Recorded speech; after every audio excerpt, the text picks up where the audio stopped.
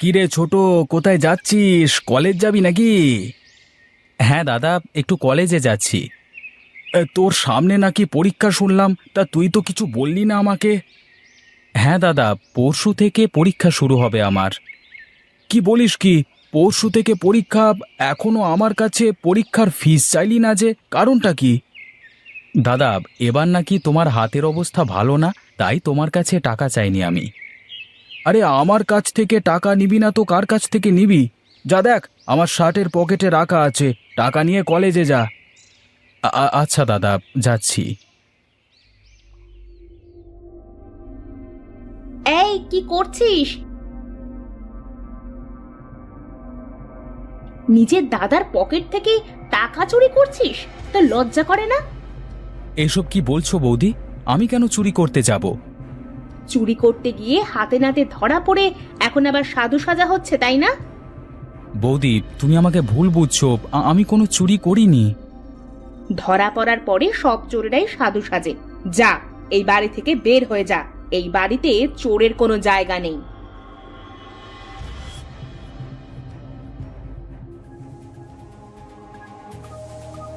আরে আরে, কি করছো কি করছো? ওকে এইভাবে ফেলে দিলে কেন? ফেলবো না তো কি করব শুনি? ও যে থালায় খায় সেই থালায় ফুটো করে। কি রে বাবা, কি হয়েছে? তোর হাত দিয়ে এইভাবে রক্ত কেন পড়ছে? কি হয়েছে বাবা? ও কিছু না মা, আমি বারান্দা থেকে নামতে গিয়ে পড়ে গেছি। একটু সাবধানে কাজ করতে কি হয় একটু শুনি। না মা, নবীন পড়েনি। তোমার বড় বউ নবীনকে ধাক্কা দিয়ে ফেলে দিয়েছে। কেন গো বড় বউ, আমার ছেলেটা কি করেছে তোমার, যে তুমি এইভাবে ফেলে দিলে আমার ছেলেটাকে? আপনার গুণধর ছোট ছেলে আপনার বড় ছেলের পকেট থেকে টাকা চুরি করতে গিয়ে হাতে নাতে আমার কাছে ধরা পড়েছে। তোমাকে কে বলেছে ও চুরি করছিল? আমি ওকে পাঠিয়েছিলাম টাকাটা নেওয়ার জন্য। অনেক সহ্য করেছি, আর আমি সহ্য করব না তোমার এই জঘন্য ব্যবহার। তুমি এক্ষুনি আমার বাড়ি থেকে বেরিয়ে যাও। না দাদা, সব দোষই আমার। আমার কারণে রোজ রোজ বাড়িতে এত ঝামেলা হয়। আমি চলে যাচ্ছি বাড়ি থেকে, তাহলেই সব সমস্যা মিটে যাবে। এসব তুই কি বলছিস? তোর কেন দোষ হতে যাবে? তোর কোনো দোষ নেই। হ্যাঁ দাদা, সব আমারই দোষ। আমি যদি আজকে রোজগার করতাম তাহলে আর এত সমস্যা হতো না। আমি চলে যাচ্ছি এই বাড়ি থেকে। দাঁড়া নবীন, দাঁড়া দাঁড়া, একটু যাস না, দাঁড়া। এই নবীন, দাঁড়া বাবা, এই দাঁড়া, যাস নে, দাঁড়া। হ্যাঁ বাবা, দাঁড়া রে, যাস না, এখান থেকে যাস না তুই। এত কান্নাকাটি করে কোনো লাভ নেই। একটু পরে নাড়িতে টান পড়লে ঠিক ফিরে আসবে, দেখবেন।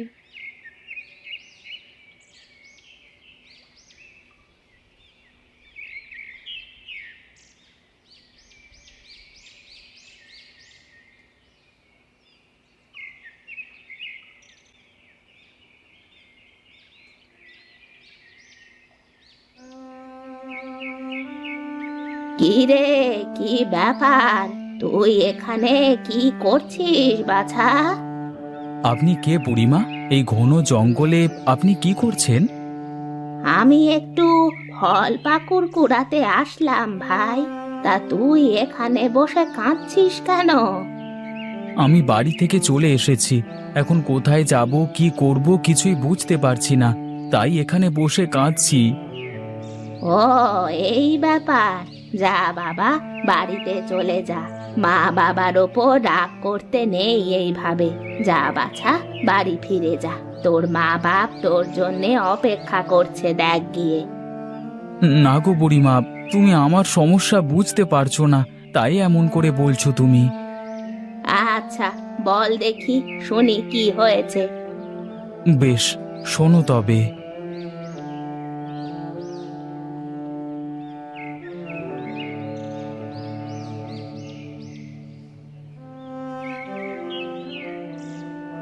ও, তাহলে তো তোর বেশ সমস্যা। তুই এক কাজ কর, আমি এই সামনের গ্রামের শেষেই থাকি। তুই আমার সাথে চল। আজ থেকে তুই আমার নাতি। আচ্ছা ঠিক আছে বুড়িমা, চলো।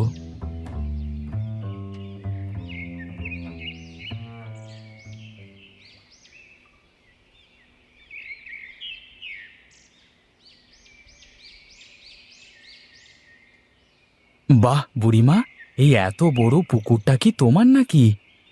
হ্যাঁ রে বাছা, এই পুকুরটা আমার। এই পুকুরের মাছ বাজারে বিক্রি করেই আমি আমার খরচ চালাই।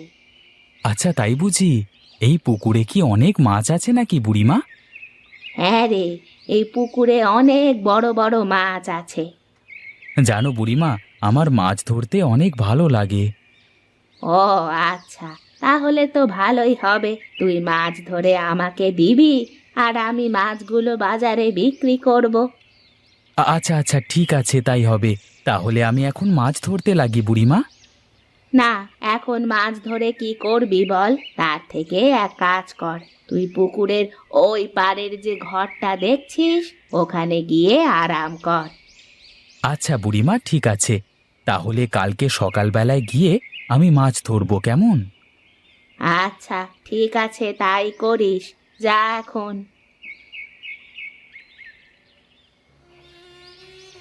আহারে, আমার ছোট ছেলেটা কোথায় আছে, কি করছে কে জানে। এভাবে রাগ করে ছোট ছেলেটা বাড়ি ছেড়ে দিল গো। এটা হওয়ারই ছিল গো। আমি জানতাম একদিন ঠিক এমন হবে। বড় বৌমা যা আচরণ করে আমার ছোট ছেলেটার সাথে, ওই বার কতদিন সইবে এত খারাপ ব্যবহার। হ্যাঁ গো, নিজের বাড়িতেই যদি সম্মান না থাকে তাহলে তো সেখানে আসলেই থাকা যায় না। তাই বলে ছেলেটা এভাবে বাড়ি ছেড়ে চলে যাবে? আমাদের সবাইকে ছেড়ে চলে গেল, আমাদের কথা একবারও ভাবলো না। সব দোষই আমার গো গিন্নি, সব দোষ আমার। আমি যদি আজকে রোজগার করতাম তাহলে এমন দিন দেখতে হতো না। তোমার আবার কিসের দোষ? তুমি তো রোজগার করে এতদিন ছেলে পেলেকে খাইয়েছো। মানুষ কি সারা জীবন রোজগার করে নাকি? তারপরেও যা রোজগার করেছি সব ছেলের হাতে তুলে না দিয়ে নিজের কাছে কিছুটা রেখে দিলে সেটা আজকে আমার কাছে আসতো।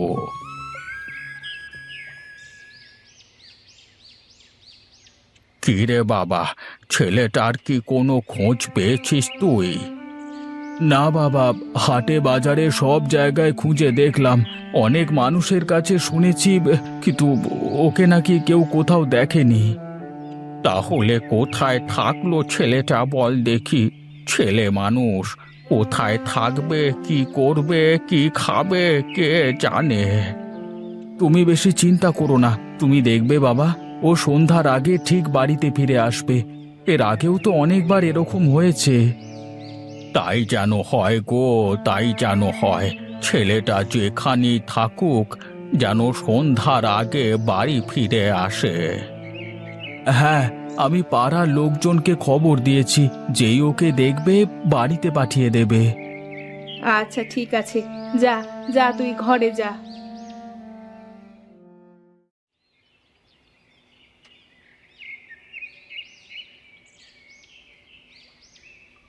কি রে বাছা, তা কটা মাছ পেয়েছিস সকাল থেকে? আমাকে বল তো দেখি শুনি। দেখো বুড়িমা, অনেকগুলো মাছ পেয়েছি। যাও, তুমি একটা কাজ করো, এই মাছগুলো নিয়ে বাজারে গিয়ে বিক্রি করে এসো। আচ্ছা ঠিক আছে বাছা, ঘরে রান্না করে রেখে এসেছি, তুই গিয়ে খেয়ে নে কেমন? আরে বড় মাছটা রাখ, রাতে রান্না করব। আরে না না, তুমি সবগুলো মাছ নিয়েই বাজারে যাও, আমি আর একটা মাছ ধরে রাখবো রাতে রান্না করবার জন্য। আচ্ছা ঠিক আছে, যা তুই এখন ঘরে যা, মাছ পরে ধরিস।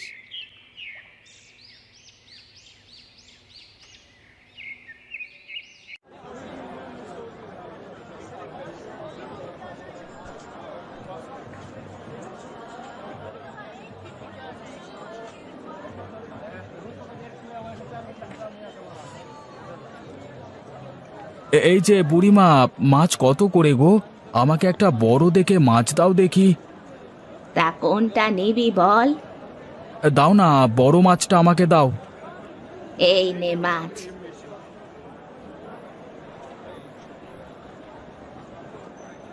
কিরে, তোর ছোট ভাই নবীনের কোনো খবর পেয়েছিস?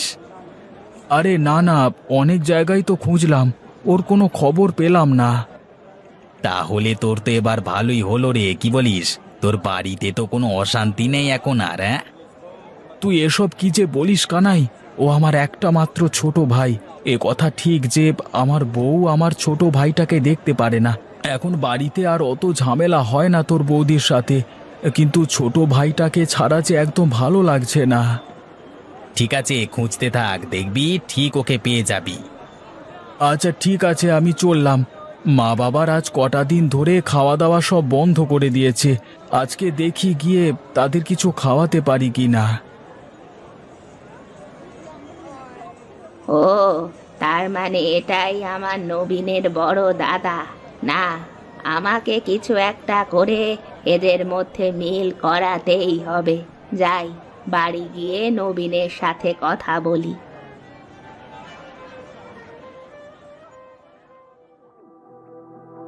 কি ব্যাপার নবীন, তোর মন খারাপ? হ্যাঁ গো বুড়িমা, দাদা বৌদি বাবা মা সবার কথা খুব মনে পড়ছে। কি জানি তারা কেমন আছে। তাহলে যা, বাড়িতে চলে যা। কি করে বাড়িতে যাব আমি? আমি তো বাড়িতে বলে এসেছিলাম যতদিন না আমি রোজগার করছি ততদিন আমি বাড়িতে ফিরবো না। তো রোজগার করার কি দরকার? এই পুকুরে যা মাছ আছে, এই সব মাছ আজ থেকে তোর। এ পুকুর থেকে মাছ বিক্রি করে তোর সারা জীবন পার হয়ে যাবে। আরে বুড়িমা, তুমি এসব কি বলছো? তাই আবার হয় নাকি? তোমার পুকুর তুমি আমাকে কেন দেবে? কেন দেব না? তুই তো আমার একমাত্র নাতি। তুই ছাড়া তো এই দুনিয়ায় আমার আর কেউ নেই। আজ থেকে আমার যা সম্পত্তি আছে সব কিছুই তোর। চল, আমার সাথে বাড়িতে চল। কিন্তু বাড়িতে গেলে বৌদির সাথে তো আবার ঝামেলা লাগবে। তুই এই পুকুরের বড় বড় মাছের ভাগ তোর বৌদিকে দিয়ে দিস। দেখবি তোর বৌদি তোকে আর কোনো কিছুই বলবে না, তোকে আরো ভালোবাসবে। সত্যি দাদিমা, তুমি খুব ভালো। তুমি না থাকলে যে আমার কি হতো। নে নে, হয়েছে। এখন চট করে বড় বড় দুটো মাছ ধরে দেখ তো দেখি পুকুর থেকে। মাছ নিয়ে তোদের বাড়িতে যাব। আচ্ছা তুমি দাঁড়াও, আমি ঘর থেকে জালটা নিয়ে আসি।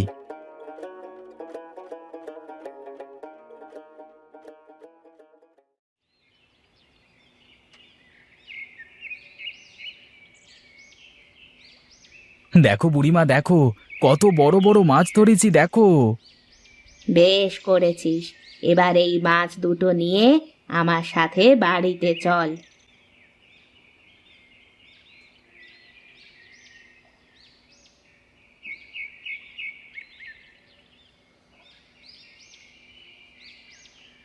মা বাবা দাদা বৌদি কোথায় তোমরা? দেখো, আমি এই বাড়িতে এসেছি।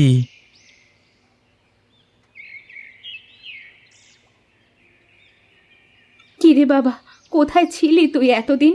আমাদের ছেড়ে কিভাবে থাকতে পারলি এতদিন? আরে বাবা, এমন করে কেউ রাগ করে বাড়ি ছেড়ে চলে যায়? তুই জানিস আমাদের কত চিন্তা হচ্ছিল তোকে নিয়ে। আয় আয়, ঘরে আয়। আর সাথে ওই বুড়িমাটাকে। ইনি আমার দাদিমা। আমি যখন বাড়ি থেকে বেরিয়ে গেছিলাম তখন দাদিমা আমাকে আশ্রয় দিয়েছিলেন। জানো, দাদিমার বিশাল বড় একটা পুকুর আছে। সেই পুকুরে বিশাল বড় বড় মাছ আছে। দাদিমা পুকুরটা আমাকে দিয়ে দিয়েছে। ও আচ্ছা, বুঝলাম। আসুন আসুন, ভেতরে আসুন দাদিমা। আর বৌদি, ওই পুকুরে যত মাছ আছে এই মাছ বিক্রি করে আমাদের সারা জীবন কেটে যাবে। আজ থেকে দাদার পকেট থেকে আমার আর কোনো টাকা নেওয়া লাগবে না। আর শুধু তাই নয়, আমার দাদিমা আমাকে যে বড় পুকুরটা দিয়েছে ওই পুকুরের বড় বড় মাছের অর্ধেক ভাগ তোমার। আমাকে আর লজ্জা দিস না। আমার অনেক বড় ভুল হয়ে গেছে। আমি আগে এরকমটা কখনোই করব না। আর আমার কোনো বড় মাছের ভাগ চাই না। আমাকে তুই মাফ করে দিস। তুমি কি বলছো? তুমি আমার বড় বৌদি, আমার মায়ের মতো। তুমি কেন আমার কাছে ক্ষমা চাইছো? সত্যি তুই অনেক ভালো রে নবী, তোকে এতদিন আমি চিনতেই পারিনি। আজ থেকে আমরা সবাই মিলেমিশে থাকবো, কোনো ঝামেলা হবে না আর আমাদের মাঝে।